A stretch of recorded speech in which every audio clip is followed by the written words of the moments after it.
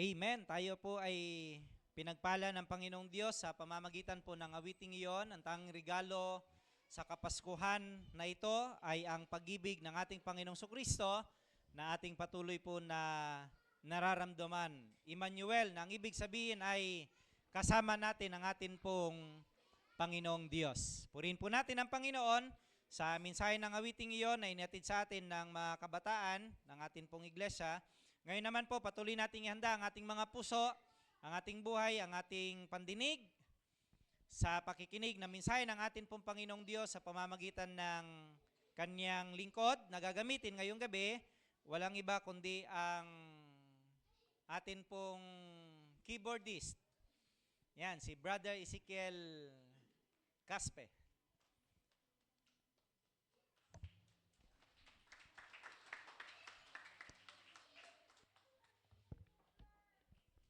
Ayan, so good evening po sa ating lahat.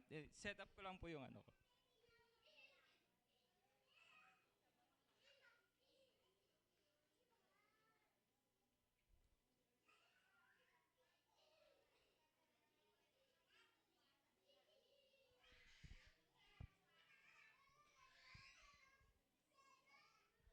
Ayan, so good evening po ulit. Kahapon po, ang napag-aralan po natin kahapon is about sa biyaya sa mga mahihirap. Ngayon naman po, ang pag-aralan po natin ay biyaya sa mga mayayaman at sa mga may kapangyarihan.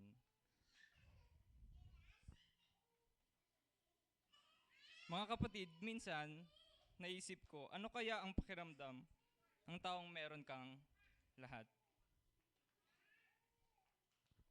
Ano kaya ang feeling na yung hindi ka na problema sa ano yung kakainin mo, ano yung ipapambili mo, saan ka kukuha ng iyong ipapambili? Ano kaya yung pakiramdam ng ayaw mag-next? Ayan. Marami kang pera, Maraming mga yata na, maleta ata yan. Ano kaya yung pakiramdam ng meron kang malaking bahay? Ano yung pakiramdam ng marami kang sasakyan? Bakit lag yung ko?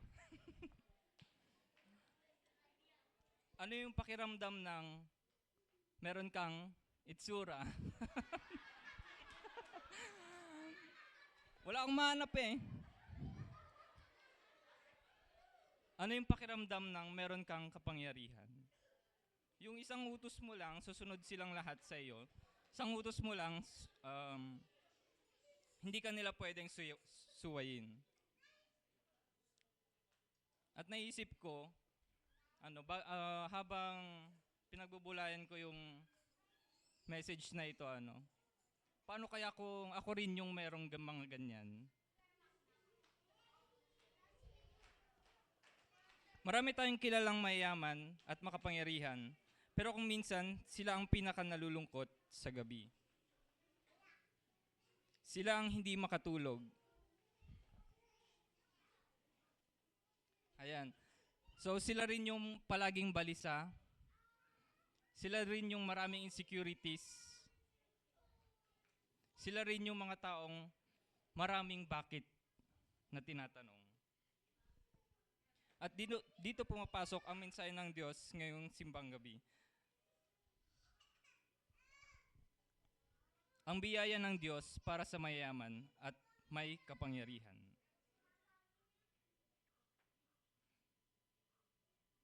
Ayan, so sa point 1 po natin, dumating ang mabuting balita kay Herodes. So, sa mga hindi po nakakakilala kay Herodes, isa po siyang makapangyarihang hari. Isa siyang mayaman, malupit, marahas, takot, at silosong hari.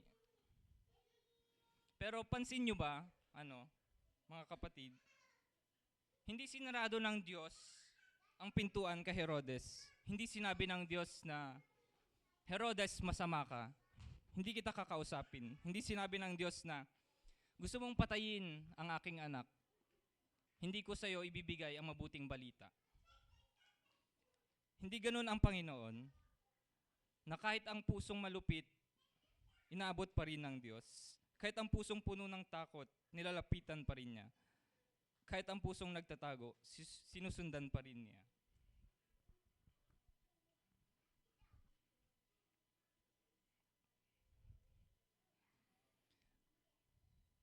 Sabi sa Timoteo, sa 1 Timoteo 2, verse 4, God desires all men to be saved.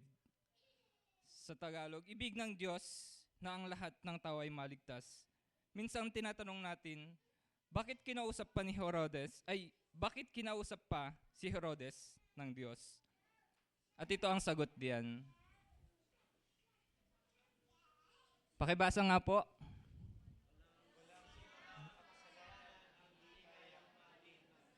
Amen. Walang sinumang makasalanan ang hindi kayang mahalin ng ating Panginoong Diyos.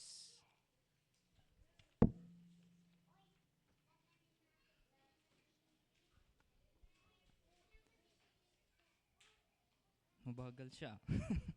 Number 2, ang mayaman at makapangyarihan ay may mga sugat na hindi nakikita.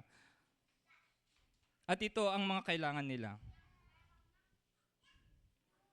Kailangan nila ng kapayapaan. Hindi kayang bilhin ng yaman ang masarap na tulog. Hindi kayang bilhin ng pera ang tunay na katahimikan, kapayapaan sa puso at kaligtasan. So, sa mga nakakakilala kay Zaccheo, alam naman po natin ang kanyang naging buhay. Si Zaccheo ay isang punong maniningil ng buwis sa Jericho. Isa siyang mayaman pero kinamumuhian ng mga tao. Dahil ang mga maniningil ng buwis ay kilala sa pandaraya at pag-abuso. Si Zaccheo ay maliit ang kanyang pangangatawan. Kaya nung dumating si Jesus sa lungsod ng Jericho, nais niyang makita si Jesus, pero meron siyang insecurities sa kanyang sarili na yun nga yung kanyang kaliitan. Gusto niyang makita si Jesus kaya nakakita siya ng isang puno ng sycamore, ayun, at inakyat niya. At nung dumating si Jesus doon, tumingala siya, sabi niya, Zaccheo, bumaba ka. At mula noon, nagbago ang buhay ni Zaccheo. Ipinahayag niya na ibabalik niya ang kanyang ninakaw at ibibigay sa mahihirap ang kalahati ng kanyang ari-arian. Sinabi ni Jesus, ngayon ay dumating ang kaligtasan sa lalaking ito. Mga kapatid, ipinapakita ng kwento ni Zaccheo na kahit mayaman at makasalanan, kapag lumapit kay Jesus, may pagbabago at kapayapaan. Sabi niya dito, meron ako nakita sa internet, all the money you made will never buy back your soul. Tama nga, kahit na anong yaman mo, kahit na gaano karami ang iyong pera, kailanman hindi mo mabibili ang iyong kaluluwa. Sabi niya sa 1 Timothy 6 verse 18, command the rich to do good, to be rich in good deed, and to be generous and willing to share. Sabi pa niya dito, the poorest person is not the one without money. It is the one without God.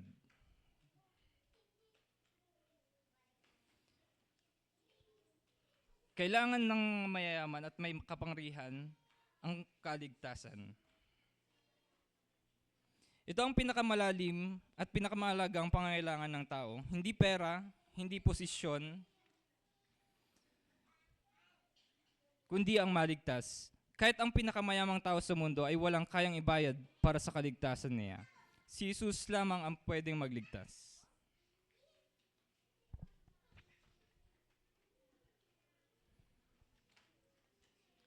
Sa ating pong point 3, ang ginawa ng mga pantas.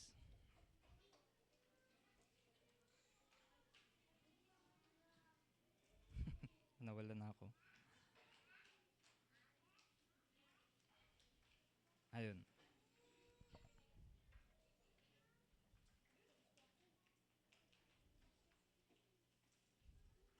Ayan. Habang si Herodes ay nagtatago, ang mga pantas ay naglakad papunta sa liwanag, papunta kay Jesus. Hindi nila ikinahiya ang paghahanap kay Jesus. Alam niyo ba, yung mga three wise men noon, may nabasa ako sa internet na sila daw ay mga mayayaman. Baka yung iba pa sa kanila ay mga hari din ng ibang bansa. Ngunit, kahit na mataas ang kanilang posisyon, meron silang authority, patuloy pa rin nilang sinik yung mabuting balita. Patuloy pa rin silang naglakad papunta kay Jesus. Minsan tayo naiyang mag-share, pero sila hindi. Minsan tayo natatakot ma-judge, pero sila hindi. Minsan tayo nagdadalawang isip, pero sila hindi. Kaya nila nakita ang Mesiyas dahil hindi sila nagtago. Ipinapakita ng kanilang kwento ang tunay na karunungan ay pananampalataya, tapang, pagpapakumbaba, at pagsunod sa Diyos. Hindi iya sa paghahanap at pagsamba kay Kristo.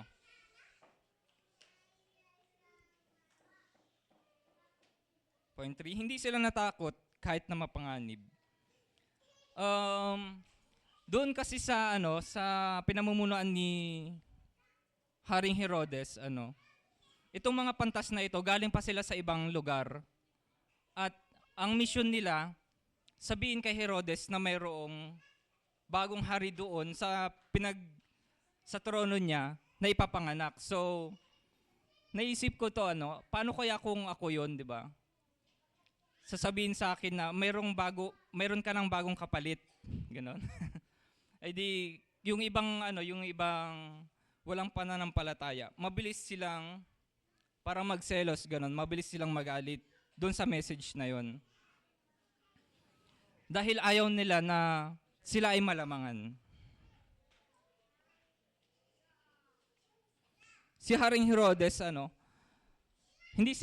hindi natakot yung mga wise men kay Haring Herodes na si Haring Herodes ay madali lang silang ipapapatay kung marinig niya yung kanilang mensahe na mayroong ipapalit sa kanyang hari. Pero hindi sila natakot.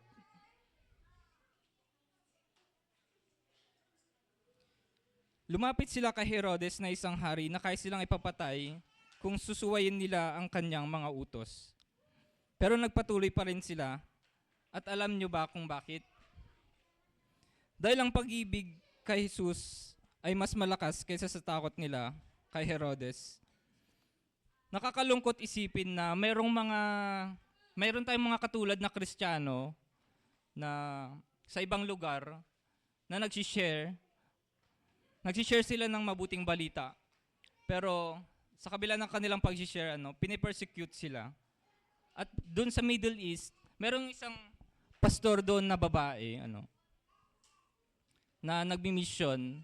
Nakaranas siya ng kalupitan, nakaranas siya ng rape, At nung nakauwi na siya at in-interview, tinanong siya, "Hindi ka ba natatakot mamatay?" sabi ng interviewer. At ito ang sagot niya, "Kung ito ang paraan na maihahandog ko ang buhay ko kay Kristo, isa itong karangalan." Mga kapatid, nakakayak isipin na meron tayong mga kapatiran na pinipersecute sa ibang lugar. Meron tayong mga kapatid na handang mamatay para lang mag-share ng mabuting balita. Samantalang minsan nahihiya tayong mag-share at mag-encourage ng iba.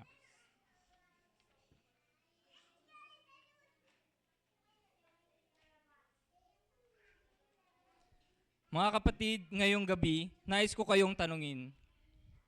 Sino ang Herodes sa buhay mo? May kilala ka bang Herodes at Zaccheo? May kilala ka bang mayaman at may kapangyarihan? May kilala ka bang nasa posisyon? Yung taong may pera, pero walang kapayapaan.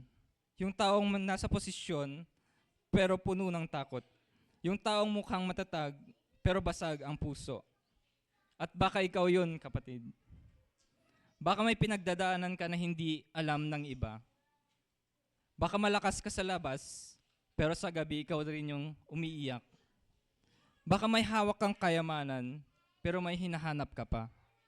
At ngayong gabi sinasabi sa iyo ng Diyos, anak, ang biyaya ko ay para rin sa iyo. At para sa atin bilang iglesia, Iglesyang Tuguin Norte Evangelical Methodist Church, ito ang hamon sa atin.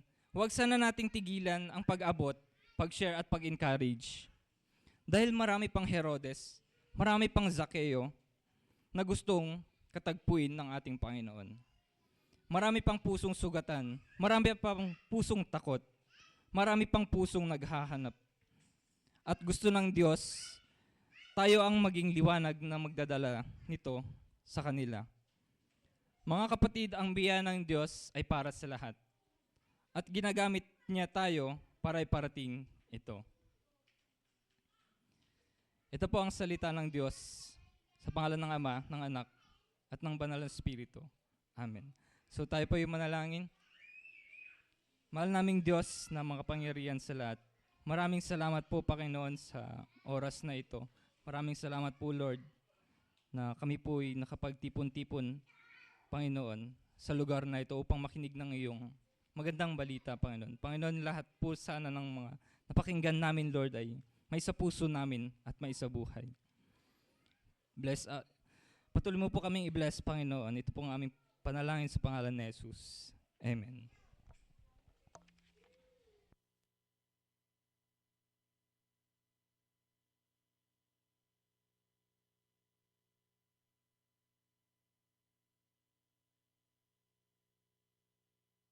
Purihin po natin ang ating Panginoong Diyos sa mensaheng atin po napakinggan.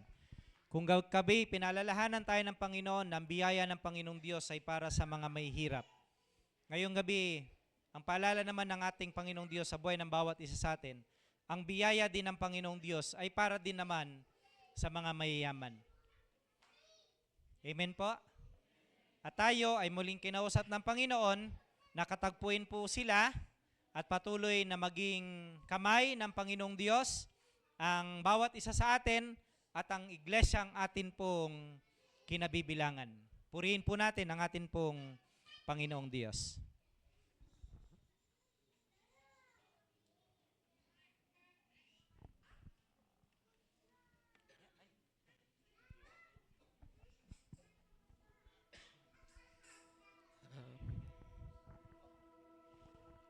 Oras po ng pagbibigayan, tithes and offerings po, worship through giving. Awitin po natin ang give thanks habang tayo po ay naghahandog ng atin pong mga kaloob sa atin pong Panginoong Diyos sa sandaling ito. Give thanks with a grateful heart. Give thanks.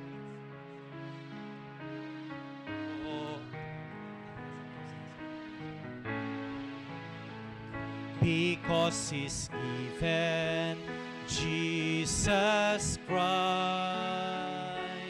His Son, and now, let the weak say, I am strong. Let the poor say, I am rich, because of what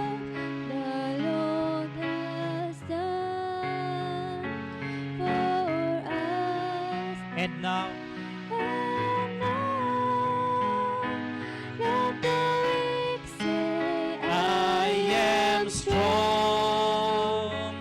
Let the poor say, I am rich. Because of what the Lord has done for us. And now,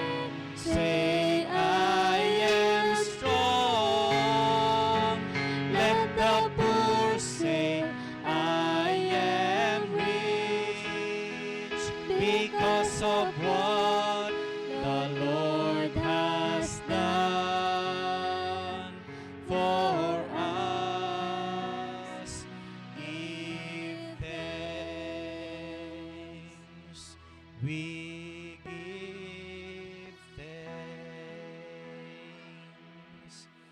Muli naming inihahayag ang amin pong pag-ibig sa iyo, Panginoon, sa pamamagitan po ng paghahandog namin ng mga financial na bagay na ito. Lakip ang aming mga buhay upang patuloy na sundin ang iyong kalooban sa buhay namin, Panginoon, at sa iglesyang ito, na kami ay patuloy na maghandog ng para sa iyo, Panginoon, upang tugunan ang lahat po ng pangangailangan sa ministeryo ng iyong iglesia sa lugar na ito, Panginoong Diyos. Maraming salamat po sa bawat kamay at buhay na naghandog ng lahat ng ito, Panginoon. Offer po namin ito sa iyo, tanda ng aming pasasalamat at pagtitiwala, Panginoong Diyos, na ikaw pa rin ang magbabalik nito at magkakalob nito ng higit pa sa buhay po ng bawat isa sa amin, Panginoon. Inihahandog po namin ito ng buong puso. Dalangin namin na patuloy pong magamit ng may katapatan para sa lahat ng ministeryo at gawain ng iyong iglesia sa lugar na ito, Panginoon. Sa pangalan ni Kristo Jesus, na aming Panginoon at tagapagligtas. Amen. Amen.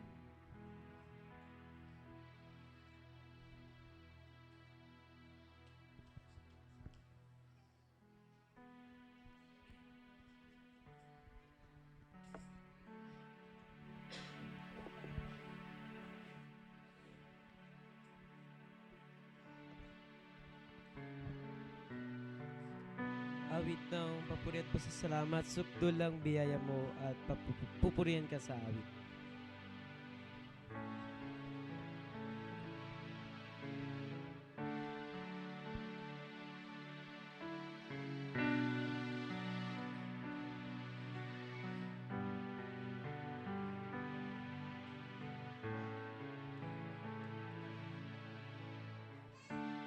Habang hindi karapat-dapat, pagkukulan ng hubad at wakas mong pagsinta.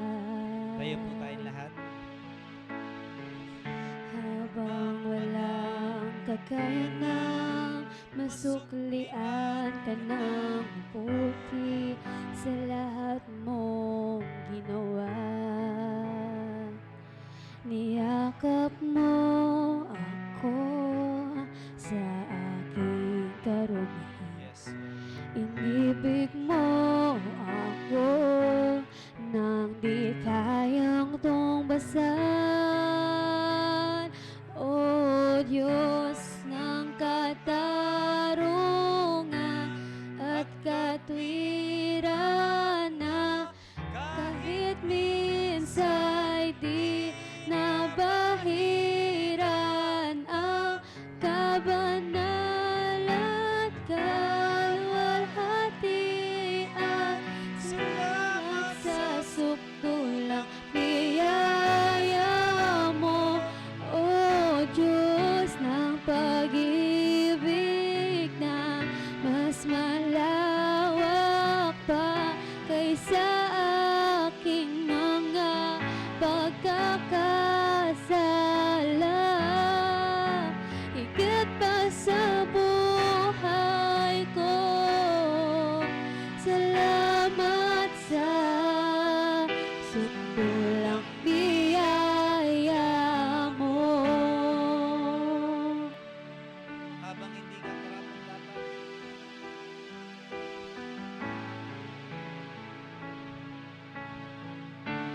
Habang hindi karapat-dapat, pagkukulan ng habag at wakas mong pagsinta.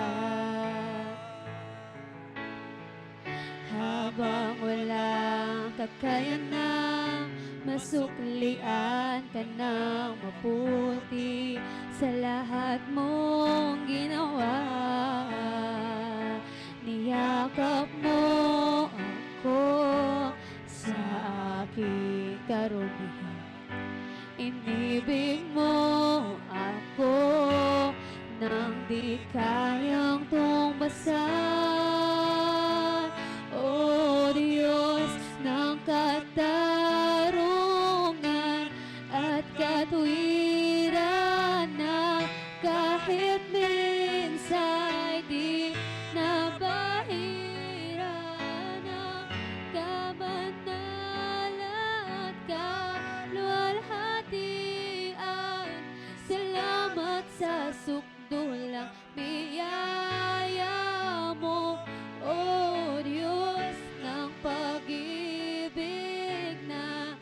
mas malawak pa kaysa aking mga pagkakasala. Higit pa sa buhay ko, salamat sa sunggulang biyaya katarungan at katwiran. at katwiran na kahit minsa'y di nabahira ng kabanalan at kaluwalhatian.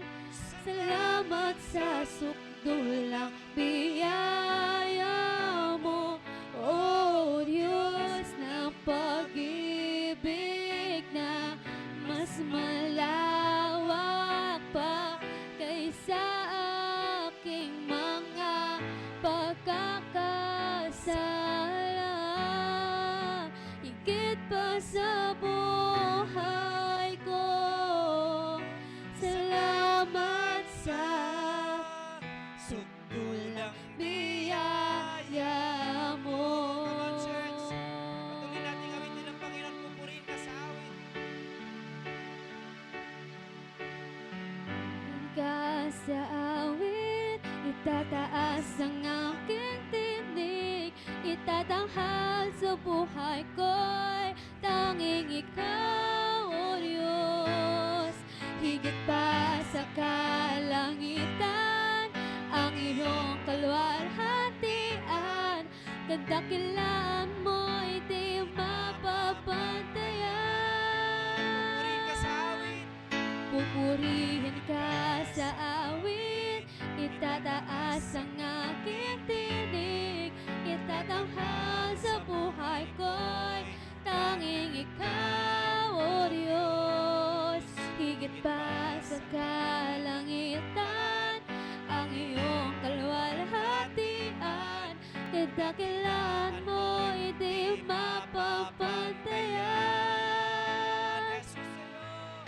Jesus sa'yo. Jesus, sa'yo ang kapurihan, kaluwalhatian ngayon at magpakailanman. Jesus, sa'yo ang karangalan, kapangyarihan ngayon at magpakailanman. Jesus, sa'yo ang kapurihan, kaluwalhatian ngayon at magpakailanman. Jesus, sa'yo ang karangalan, kapangyarihan ngayon at magpakailanman. Pupurihin ka sa awit, itataas ang aking tinig, itatanghal sa buhay ko'y tanging ikaw, O Diyos. Higit pa sa kalangitan, ang iyong kaluwalhatian, kadakilaan mo'y di mapapantayan. Sa huling pagkakataon, pupurihin ka sa awit.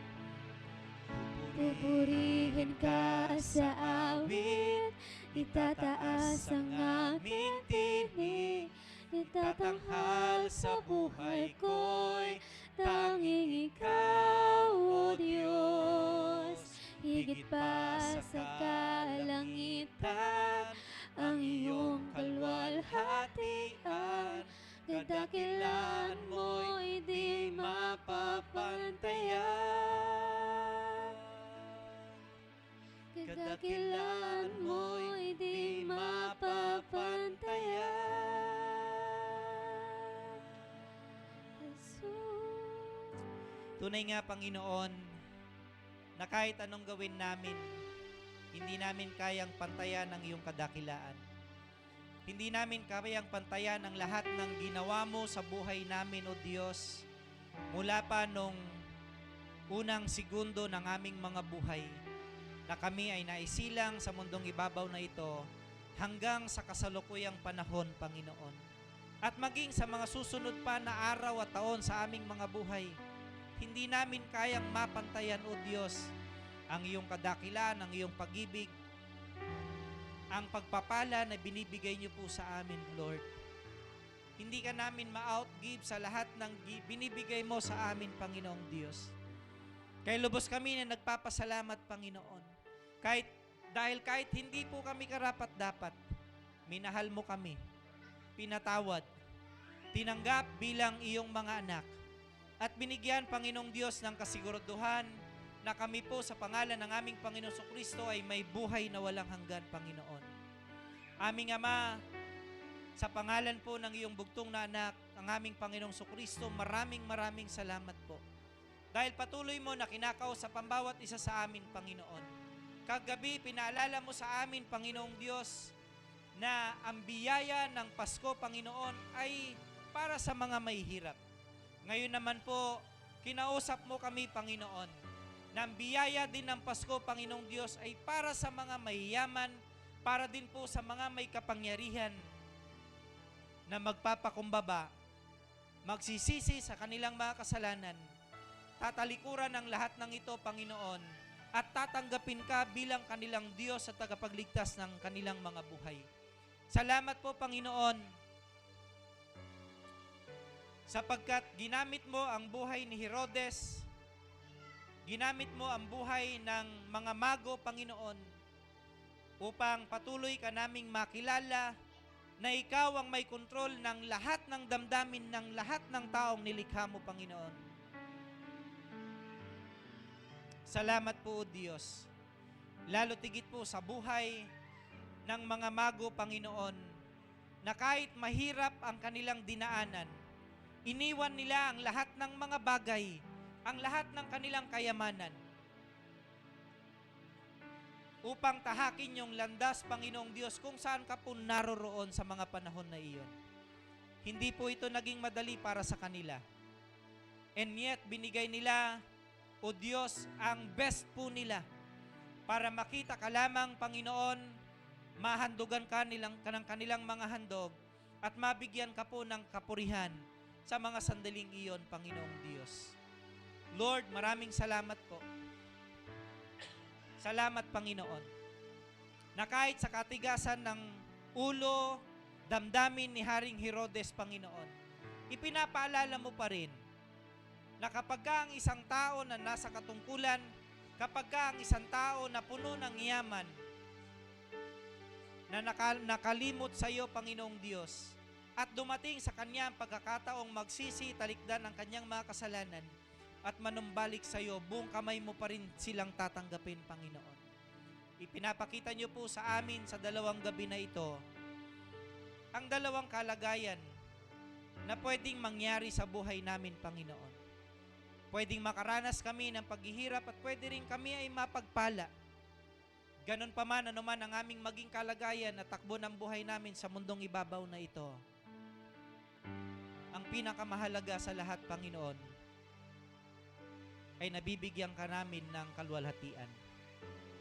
Tinatanggap ka namin sa aming mga buhay, kinikilala ka namin, at isinusuko namin ang aming mga sarili sa iyo, Panginoong Diyos.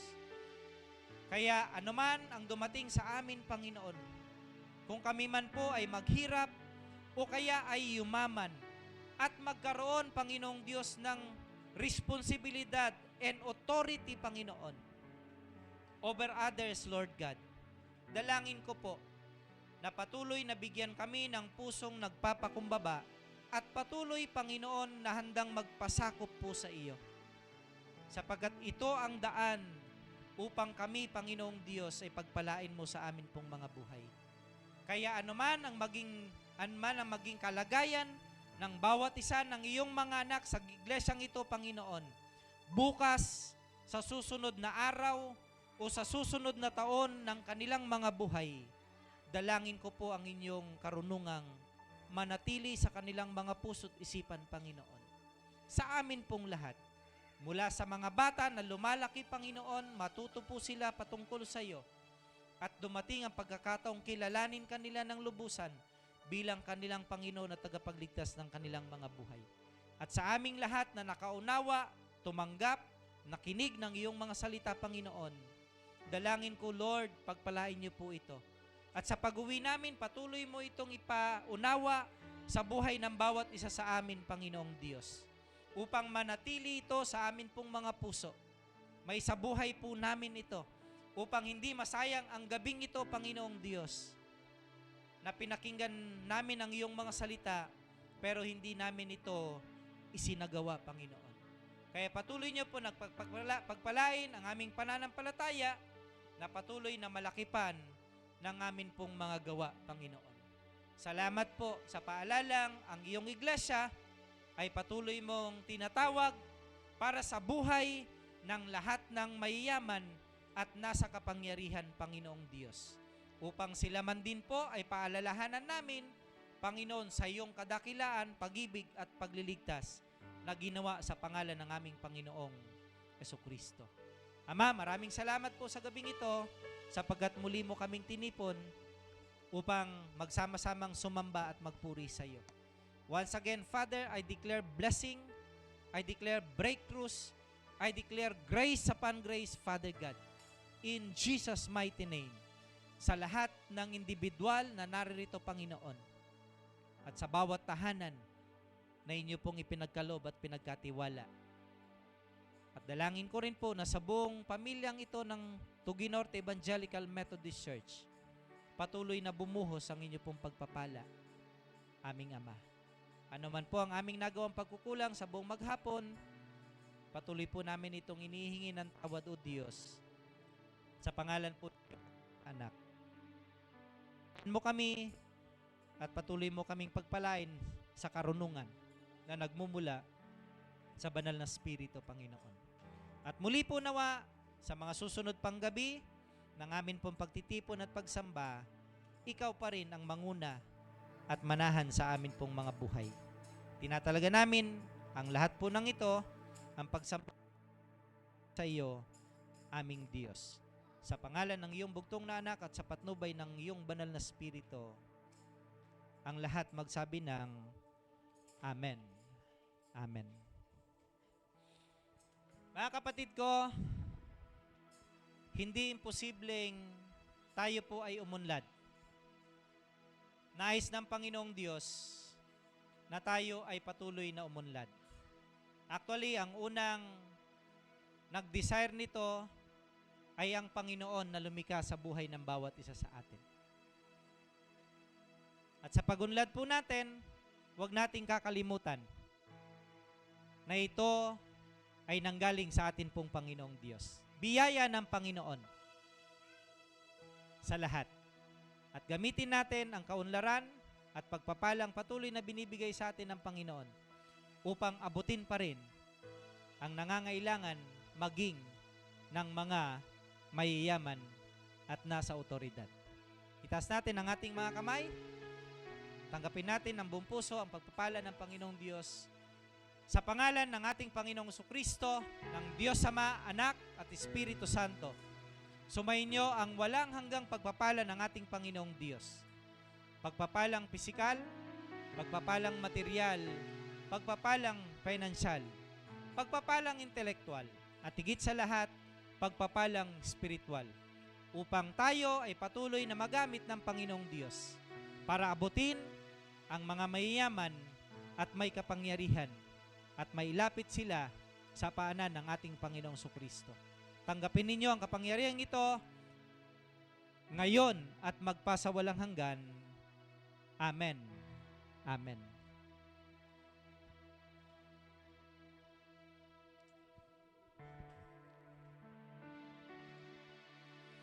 Out in the highways and byways of life, many are weary and sad. Carry the sunshine where darkness is rife, making the sorrowing glad. Make me a blessing. Make me a blessing.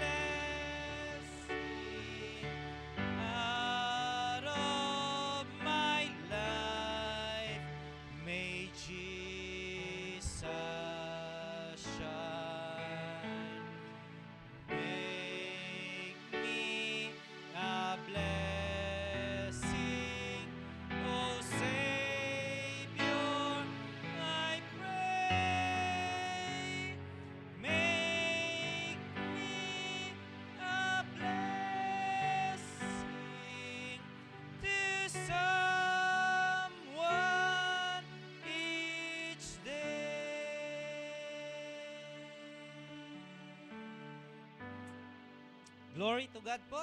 Purihin natin ang ating Panginoong Diyos at pasalamatan sa kanyang pagkilos at pagsama sa atin ngayong ikalawang gabi ng atin pong pagsamba. Tayo po'y maupo sa presensya ng atin pong Panginoon.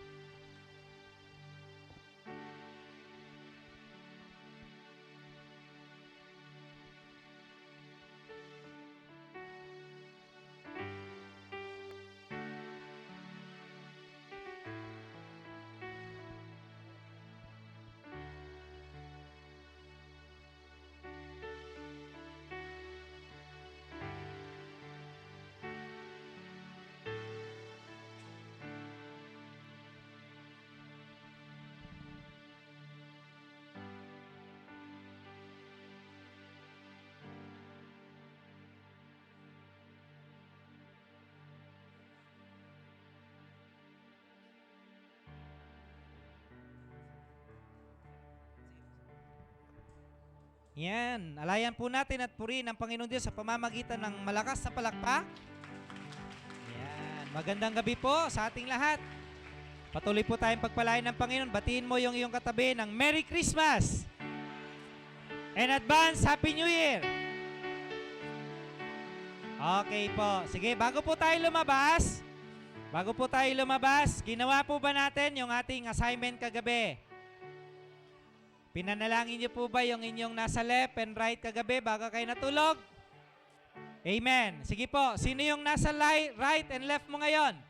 Sige, tignan mo muna. Yan po yung ipapanalangin ninyo ngayong gabi ulit bago kayo matulog. Okay po? And bago po tayo...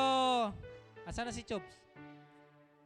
Wait lang po bago tayo manalangin para po sa ating snack ngayong gabi. Let us welcome yung mga kapatiran po natin na kasama po natin ngayong gabi, si kapatid na PJ Tugade. Yan, tayo ka na, Kong. Tayo. Yan, welcome na, Kong. Si kapatid na Dayan. Hindi po nila alam yung apelido. Ayun, si Sister Dayan. Kasama po ito ni Ate Michelle ulit. Yan, salamat sa buhay ni Ate Michelle. And si Denise Miranda. Yan. So, welcome sa ating church. Ano po? We will be praying for you mamaya. And, syempre, nagbabalik po sa atin yung isa sa atin pong anak na nag-aaral sa Manila, si Claire Ann. Yan. Okay. Meron pa po bang mga balikbayan dyan sa labas? Balikbahay. Oh. Sige po, panalangin po muna natin yung mga kapatiran po natin na ngayon po natin nakasama. Pwede po ba yan? Sige, stretch nyo po yung inyong mga kamay kay PJ, pwede pong kay Dayan, kay Denise. Yan, and let's pray for them po. Lord, Father, maraming salamat sa gabi pong ito. Kasama ka po namin sa pamamagitan po ng inyong Holy Spirit. At nagdala ka po ng mga kaluluwa sa pamamagitan ng aming mga kapatid na naka-invite po sa kanila sa time po na ito. Si kapatid na PJ, we bless him, Father God. Lord, si Sister Dayan, Panginoon, at si Sister Denise. Lord, salamat po. Maging po si Claire na kasama namin ngayon ulit. Lord, marami sa buhay ng mga kapatid po namin ito, Panginoon. Alam namin na hindi aksidente ang pagdalo nila ngayong gabi, Father God. Niloob niyo po ito sa pamamagitan ng mga tao na ginamit mo upang sila po ay makadalo ngayon, Panginoong Diyos. And Father, ini-extend po namin yung aming mga kamay sa kanila. We pray blessing, Panginoon, strength, protection, and guidance sa buhay po nila. At nawa po, patuloy nyo silang yakapin ng inyong pong presensya sa gabi pong ito at sa mga susunod na araw ng kanilang mga buhay. In Jesus' mighty name, Amen. Amen. Salamat din po, Panginoon, sa gabi pong ito, sa pagkain na amin pong tatanggapin na inihanda po ng pangalawang grupo, Panginoong Diyos, ngayong gabi.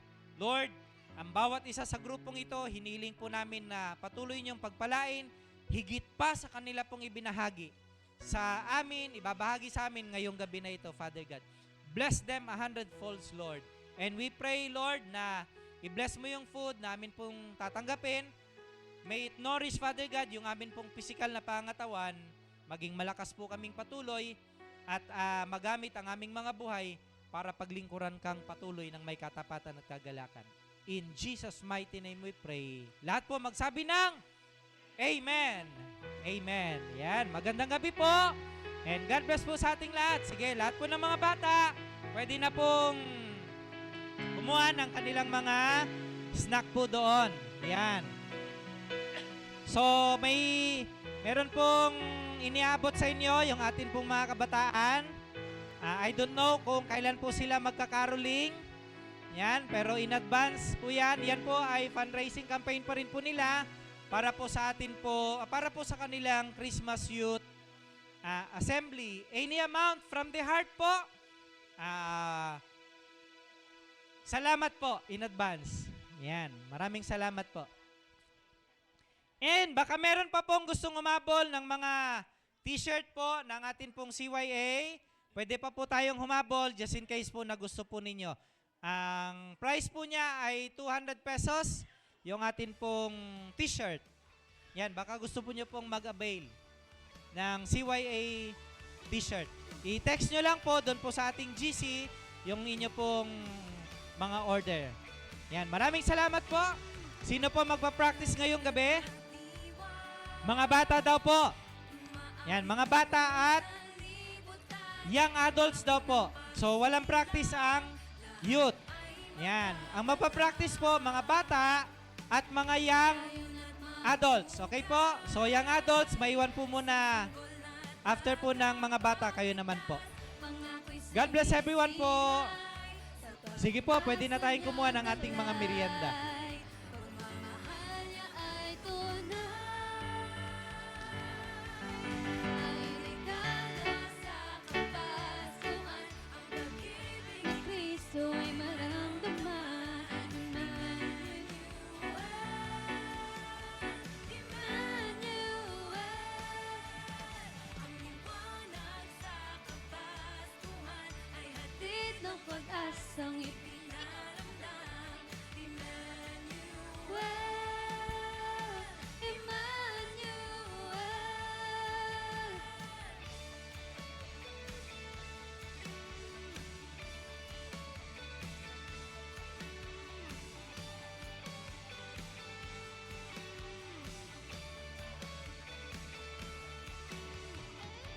Tayo na't magdiwang, umaawit buong sanlibutan. Pangako ng pagsilang, lahat ay magkagala. Tayo na't mapugay sa sanggol na tagapagligtas. Pangako sumisin. Wag na! Sa pag-asa niyang taglay.